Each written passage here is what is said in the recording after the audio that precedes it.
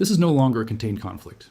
What we are witnessing right now is a rapidly expanding regional war, one that is no longer limited to direct exchanges between Iran, Israel, and the United States, but is now pulling in critical infrastructure, global energy routes, and multiple Gulf states.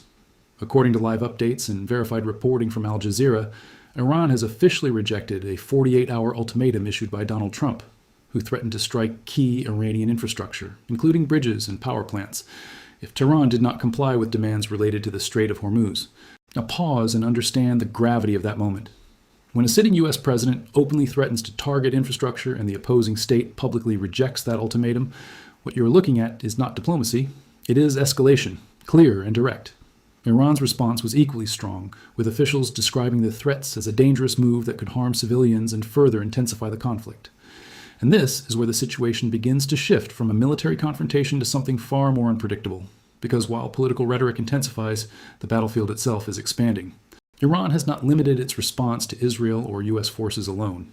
Instead, it has widened the scope of its operations, targeting key economic and energy infrastructure across the Gulf region. One of the most significant developments is the reported drone attacks on Kuwait's oil sector, where strikes triggered fires and caused damage to infrastructure linked to energy production. This is not symbolic, it is strategic targeting, because when you hit oil infrastructure in the Gulf, you are not just attacking a country, you are affecting global energy markets. And the consequences are already visible as oil supply routes come under pressure and the Strait of Hormuz, one of the most critical choke points for global oil trade, faces disruption. This is where the war stops being regional and starts becoming global, because a significant portion of the world's oil passes through that narrow corridor.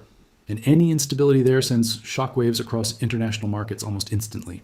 Now, while these economic pressure points are being targeted, the military dimension continues to intensify.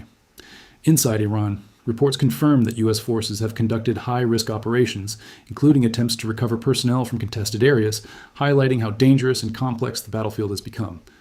At the same time, Iran continues to demonstrate that it retains operational capability, not just defensively, but offensively, with missile and drone activity extending beyond a single front. There are also increasing indications that multiple Gulf states are now indirectly exposed to the conflict, as attacks and threats expand across the region. This is coordinated pressure, not random retaliation, and it signals a clear strategic shift from localized response to regional disruption. Now think about the implications of that. If Iran expands its target list beyond direct military adversaries, it creates a new layer of risk, because Gulf countries that host U.S. bases or maintain strategic alliances with Western powers are now directly within range of escalation. This raises a critical question. Will they remain observers, or will they become active participants? Because once regional actors are drawn into direct confrontation, the entire structure of the conflict changes. It is no longer a contained engagement. It becomes a multi-front war. And multi-front wars are inherently unstable and unpredictable. At the same time, the political dimension of this crisis is becoming even more volatile. The ultimatum issued by Donald Trump was not just a warning. It was a signal that the United States is willing to escalate further if its strategic objectives are not met, particularly regarding the reopening and security of the Strait of Hormuz. But from Iran's perspective, control or disruption of that route is one of its most powerful strategic tools, one of the few levers it can use to exert pressure on a global scale. So when that leverage is directly challenged under threat of force, it effectively pushes Iran into a position where backing down becomes increasingly difficult. And history consistently shows that when states feel cornered, they rarely de-escalate. They escalate. That is exactly what appears to be happening. Iran has not retreated. Instead, it has expanded its operational reach and intensified its messaging, warning that continued aggression could turn the region into a far more dangerous and unstable environment. This is not just rhetoric. It is supported by actions on the ground, where we are already seeing energy infrastructure under threat, shipping routes disrupted, defensive systems activated across multiple countries, and rising concern among global stakeholders. Now, here is the critical point that needs to be understood clearly. This war is no longer about a single objective. It is no longer just about military strikes, nuclear concerns, or retaliation. It is about leverage, economic leverage, strategic leverage, and psychological leverage. The United States is applying pressure through military strength and political threats, while Iran is using geography, asymmetric tactics, and regional disruption to counterbalance that pressure. And when both sides escalate simultaneously using different forms of leverage, the margin for error becomes extremely small. In modern conflict, perception is just as powerful as reality, and each side is carefully shaping its narrative. The U.S. emphasizes control, capability, and strategic dominance, while Iran emphasizes resistance, endurance, and the ability to respond despite pressure. But the reality on the ground is more complex than either narrative suggests because neither side has achieved decisive dominance and neither side has been neutralized.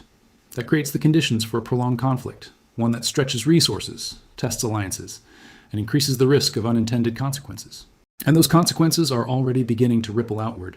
Energy markets are reacting, global trade routes are under pressure, and major international powers are closely monitoring the situation, adjusting their own strategies in response to the evolving crisis. Instability in the Middle East never remains isolated. It reshapes global dynamics, influences economic decisions, and alters geopolitical alignments. That is why this moment matters far beyond the region itself. Now the question becomes, where does this go from here? There are only a few possible paths forward. One is continued escalation, where both sides intensify their actions in an attempt to force a decisive outcome. Another is controlled escalation, where responses are calculated and limited, designed to avoid crossing critical thresholds while still maintaining pressure. But even that path carries significant risk because miscalculations can happen at any time. The final path is de-escalation, involving negotiation, compromise, and a willingness to step back from confrontation. But at this stage, there is very little indication that either side is ready to pursue that option. Both believe they still hold leverage, and as long as that belief remains, escalation is likely to continue.